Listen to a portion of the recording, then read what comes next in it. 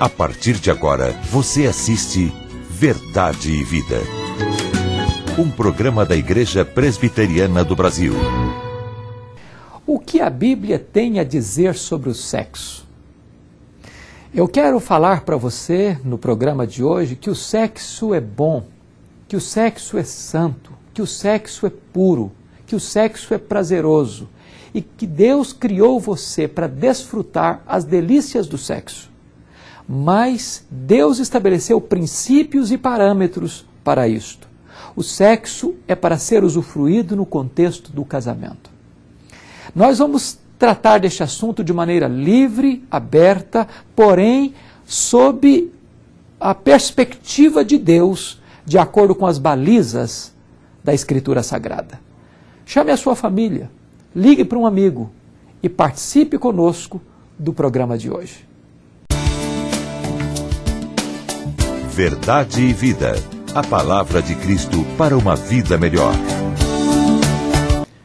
Este tema, durante muito tempo, foi tabu nas igrejas. Não se falava sobre esse assunto, era proibido de se tratar do assunto, as pessoas tinham vergonha de abordar este assunto. Por essa razão, muitas pessoas cresceram com uma visão distorcida, equivocada, acerca deste assunto tão importante, tão relevante para a felicidade do ser humano, e que a palavra de Deus trata com tamanha clareza, com tamanha abertura, sem nenhum preconceito, sem nenhuma reserva, sem nenhum tabu. O sexo é bom, o sexo é santo, o sexo é puro. O sexo é prazeroso. O sexo não é pecado. Foi Deus quem criou o homem e quem criou a mulher. E foi Deus quem colocou no homem e na mulher o desejo sexual. O desejo sexual, portanto, é legítimo. Ele é absolutamente sublime.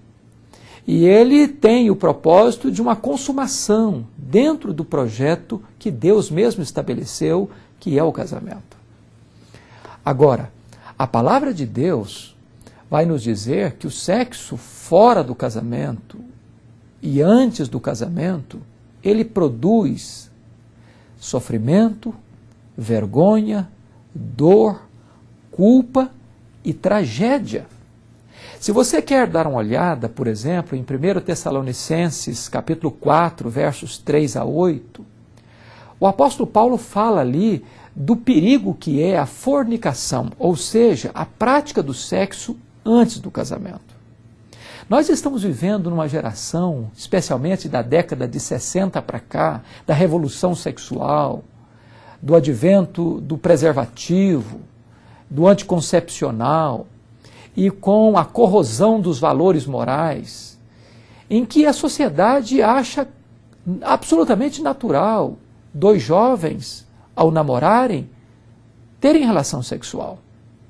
A revista Veja publicou recentemente que no Brasil, 25% dos jovens, na fase do namoro, praticam sexo na casa dos pais, com o conhecimento dos pais e com a permissão dos pais.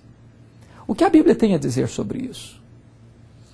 Eu quero lhe dizer que esta situação precisa ser examinada com muito critério, com muito vagar, à luz da palavra de Deus. Porque a Bíblia diz em 1 Tessalonicenses 4, 3 a 8, o seguinte: cada um saiba possuir o seu próprio corpo em santificação e honra, porque esta é a vontade de Deus, a vossa santificação. Com esta matéria, ninguém ofenda nem defraude a seu irmão, porque Deus, como antes vos avisamos e testificamos, é o vingador. Portanto, aquele que despreza estas coisas não rejeita homens, mas rejeita a Deus, que vos deu o Espírito Santo. Note você que Paulo afirma que não se pode defraudar nesta área. O que é defraudar? Defraudar é despertar no outro um desejo que não pode ser licitamente satisfeito. De tal maneira que a prática do sexo no namoro, ela está debaixo do juízo de Deus, da vingança de Deus, não da bênção de Deus. Equivocam-se aqueles que pensam que se dois jovens se amam, e eles estão namorando, eles devem praticar o sexo, porque o sexo é uma expressão de carinho, de afeto e de amor. Não obstante, o sexo é uma expressão de amor, mas o sexo foi criado por Deus para ser exercitado e usufruído no contexto do casamento. Se você perceber, a Bíblia diz que a posse antecipada mata o desejo. Eu trabalho na área de aconselhamento conjugal há 25 anos. E eu sou testemunha de que aqueles casais que viveram na fase do namoro a prática sexual, via de regra, encontram depois de casados insegurança, ciúmes, instabilidade emocional e, via de regra, pavimentam o caminho para a infidelidade conjugal. A sociedade contemporânea está doente, enferma, nesta área seríssima da fidelidade. Deixa eu lhe mostrar um fato. No meu livro Casamento, Divórcio e Novo Casamento, eu cito esta estatística do ano 2000, nos Estados Unidos. Pesquisou-se e chegou à conclusão de que 75% dos homens e 63% das mulheres já foram infiéis ao seu cônjuge até a idade dos 40 anos. Isso é um colapso. Essa é uma crise que põe abaixo a estrutura familiar. Porque não há família sólida sem o princípio da fidelidade, daquele princípio de Cantares, eu sou do meu amado e o meu amado é meu. O meu amado é uma fonte reclusa, é um jardim cercado. E por que a infidelidade está tão galopante hoje? Porque esse princípio foi quebrado lá no namoro. A Bíblia é sábia quando diz, por isso deixa o homem seu pai e sua mãe, se une à sua mulher, tornando-se os dois uma só carne. Antes de homem e mulher se unir para formar e para se tornar uma só carne, é preciso deixar pai e mãe. E deixar pai e mãe aqui é a legalização do casamento. É o casamento legal, jurídico, diante das leis constituídas do país. Por isso, se nós queremos uma família bem-aventurada, nós temos que lançar esses alicerces agora, tendo muito cuidado com o namoro. O namoro tem que ser santo, o namoro tem que ser puro, o namoro tem que ser respeitoso. Deixa eu lhe dizer, jovem, se um rapaz cobrar de você amor e prova de amor, querendo que você vá para a cama com ele, esse rapaz, na verdade, é um aproveitador. Isso não é prova de amor. A primeira marca do amor, à luz da palavra de Deus, o amor é paciente, o amor é benigno, o amor não busca os seus próprios interesses, o amor não se conduz inconvenientemente. Então, isso não é prova de amor, isso é prova de aproveitamento, de uma relação apenas instrumental, utilitarista. E mais ainda, se você entrar por esse caminho, você estará debaixo do juízo de Deus e não da bênção de Deus. Mas note mais uma coisa, o sexo fora do casamento, agora não é fornicação, agora é adultério. E Provérbios, capítulo 6, verso 32 diz, aquele que adultera com a mulher está fora de si. Só quem quer arruinar-se é que pratica tal coisa. Veja você quantos lares desfeitos por causa do adultério, quantos filhos machucados por causa do adultério, quantos divórcios traumáticos por causa do adultério, quantos assassinatos passionais por causa do adultério. O adultério é um caminho de morte, diz a Bíblia. Então o sexo fora do casamento não é uma expressão de felicidade, de prazer. Pode lhe dar prazer um minuto. Enquanto você está na volúpia do pecado, no glamour da paixão, pode trazer prazer, mas depois vem a culpa, depois vem a dor, depois vem a vergonha, depois vem a desgraça, depois vem a destruição, depois vem a morte. Este não é o projeto de Deus para a sua vida. A Bíblia diz que Deus criou o sexo não apenas para a procriação. Equivocam-se aqueles que pensam que o sexo é só para a procriação. Não é verdade isso.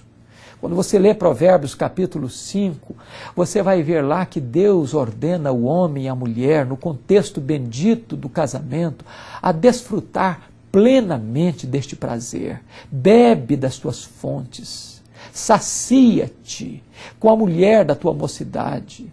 Ou seja, o sexo pode ser pleno, pode ser abundante, pode ser deleitoso. Agora preste atenção numa coisa. Há uma coisa que ronda por aí, que tem estimulado os casais a entrarem pelo caminho da impureza, da pornografia, da depravação moral, dentro do contexto do casamento. E o que dizem é o seguinte: marido e mulher, porta trancada, vale tudo. E eu tenho acompanhado muitos casais infelizes que chegam ao fundo do poço porque introduziram no leito conjugal algo estranho, da pornografia, da impureza sexual, do vício. E esta relação adoeceu, e esta relação se tornou suja. A Bíblia diz em Hebreus 13:4 o seguinte: digno de honra entre todos seja o matrimônio e o leito sem mácula. Então, muito cuidado para você não introduzir no leito conjugal aquilo que é estranho à beleza, à santidade e à pureza da relação. Mas deixa eu dizer algo maravilhoso para você. A mesma Bíblia que diz que o sexo antes do casamento é pecado, a mesma Bíblia que diz que o sexo fora do casamento é pecado, diz também que o sexo no casamento é uma bênção e que a ausência de sexo no casamento é que é pecado. Preste atenção nisso. O apóstolo Paulo, escrevendo aos Coríntios, capítulo 7, na sua primeira carta, versículos 3 a 5, diz assim: o marido conceda à esposa o que lhe é devido, e semelhantemente a esposa ao seu marido. O marido não tem poder sobre o seu próprio corpo, e sim a mulher. A mulher não tem poder sobre o seu próprio corpo, e sim o marido. E Paulo prossegue: e não vos priveis um ou outro, salvo talvez por mútuo consentimento, para vos dedicardes à oração e novamente vos ajuntardes, para que Satanás não vos tente por causa da incontinência. Note você que Paulo está dizendo que o marido precisa conceder satisfação sexual à esposa e a esposa conceder satisfação sexual ao marido. Paulo também está dizendo que nesta área do sexo não pode existir chantagem. Ou seja, o marido não tem poder sobre o seu corpo, a mulher não tem poder sobre o seu corpo, ou seja, a finalidade e o propósito de Deus no casamento é que o marido atenda às necessidades da esposa e a esposa atenda às necessidades do marido. Lidar com chantagem sexual é um grande risco, porque se você chantagear nesta área, você pode ser a própria vítima. Você pode sofrer as dolorosas consequências disto. Mas agora, preste atenção que Paulo dá uma ordem: não vos priveis um ao outro. Ou seja, marido e mulher não têm o direito de se privarem sexualmente. Não podem, de forma nenhuma, omitir esta área vital da relação conjugal, que é o sexo. Da mesma maneira que a Bíblia proíbe o sexo fora e antes do casamento, a Bíblia ordena o sexo no casamento. O sexo no casamento é uma ordem, é um mandamento, além de ser uma grande bênção. E Paulo está dizendo que nenhum cônjuge, nem o marido, nem a mulher, pode abster-se da relação unilateralmente. É preciso que, em havendo abstinência, seja por acordo mútuo, seja a permissão de ambos. E Paulo sabiamente diz, também não pode ser por qualquer motivo. Tem que ser por um motivo imperativo, como, por exemplo, dedicar-se à oração. E é a primeira vez que o apóstolo Paulo está dizendo, não fique também toda a vida orando, não. E novamente vos ajuntardes. Sabem por quê? Porque há muitos casais, ou há muitos cônjuges, que brincam com esta área e dão uma desculpa de que estão orando, de que estão buscando a Deus. Deixa eu lhe dizer, você pode buscar a Deus, você pode orar, você pode jejuar, mas cumpra com o seu papel de cônjuge no casamento. Não sonegue ao seu cônjuge aquilo que Deus estabeleceu que ele tem direito legítimo no casamento. Sabe por quê? Porque se você não tomar cuidado, vem um perigo maior. Qual é esse perigo? O perigo é o seguinte: para que Satanás não vos tente por causa da incontinência. Se você chantagear o seu cônjuge nesta área do sexo, Satanás vai colocar uma outra pessoa no meio. Vai empurrar uma outra pessoa para esta relação. E daqui a pouquinho o seu cônjuge vai cair e você vai ser corresponsável com esta queda. Você não precisa ter culpa de ter uma vida sexual plena no casamento. Foi Deus quem criou o sexo. É projeto de Deus que você tenha uma vida feliz sexual. Uma vida plena, abundante, feliz, mas uma vida santa e pura. O projeto de Deus é que você seja plenamente feliz. Deus preparou um banquete para você e Deus não quer que você passe fome no banquete. Então usufrua aquilo que Deus deu a você. Usufrua plenamente o que Deus deu para você. Porque o sexo foi criado por Deus, o sexo é bom, o sexo é santo, o sexo é puro e o sexo é deleitoso. Faça da sua vida conjugal, faça do seu leito conjugal uma fonte de alegria, de contentamento e de prazer. Faça também da vida conjugal uma celebração ao Deus Criador, ao Deus que criou você para você viver com Ele, para Ele e nele, com toda alegria, com todo o contentamento. O casamento foi instituído para a sua felicidade. Então usufrua este presente de Deus. E certamente Deus há de abençoar você e você há de ser uma bênção para o seu cônjuge e assim o seu casamento vai ser mais feliz, mais agradável, mais saudável e todos vão ganhar com isso. Deus abençoe você e que você tenha um casamento muito abençoado, muito feliz para a glória de Deus. Verdade e Vida, mostrando o caminho do perdão e da vida eterna. Eu sou o caminho, e a verdade e a vida.